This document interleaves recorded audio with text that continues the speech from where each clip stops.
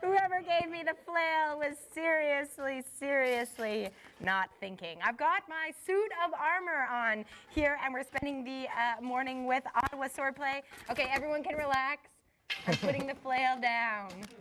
I have no idea how people fight in this armor. Well, one thing is, this armor is made for John here. Actually, Cole, can you open up the visor for him? We need to be able to press the button, right? Yeah, it's kind of tricky with the gauntlets. And ideally, a suit of armor should be made to fit you particularly. Yeah. Okay, so this one's a little big for me is what you're saying. Yeah, and even if it's close to the right size, it really needs to be custom fitted in order to be able to move properly. Historical armor, you should be able to move around in and do most of the stuff that you can do normally. It will limit your movement a little bit.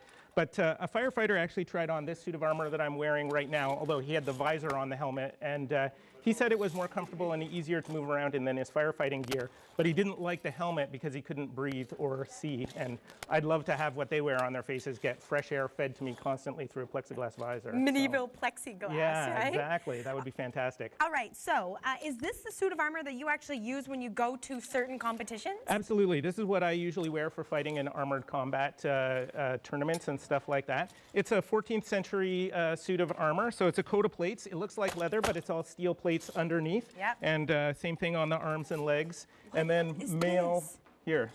Okay, so this is the mail here, Yes. but what is this? This is an elbow cup. It just protects the side of my elbow so that when my arm is open, the space here where the joint is at least partly covered. Okay. So we promised the folks at home that we'd work with spears and daggers. Okay, so where do you want to start? Well, I was going to show you the weapons that we have here. This is the array of weapons that we work with. So down here we have a dagger, which is a knife that was for fighting, and it was a stabbing weapon. Okay. Next to that is a German weapon called a Großmesser, which just means big knife. And those were carried by peasants, but they learned to fight with them just like swords. And they didn't really use them anywhere but Germany. This is an arming sword, just a single-handed sword. This is a later German rapier. That's the latest period weapon that we teach. This is the longsword, our main weapon. Which is, I was using the foam version of the longsword That's absolutely right. Okay. And then here we've got a pole axe, which looks like a hammerhead with a spike. And that was a later weapon used for dealing with armor because you can smash through armor with it. Next we've got a foam halberd, which is used with the same techniques as the pole axe, but this one we can use with less protective gear. The steel pole axe we can't actually train with at all. And now you're picking up one of our training spears. Perfect. And then next to that is another pole axe that's a rubber-headed training pole axe. Okay, I'd like to see you pick up that dagger. Oh, yeah. It's so easy for you. Yeah, it's a lot easier because this is my suit of armor and it's made for me. It could still even fit a little bit better. Now we're going to give you a dagger and me the spear, right? Because we're going to turn those techniques around. But I'm going to give you this dagger. That's fair.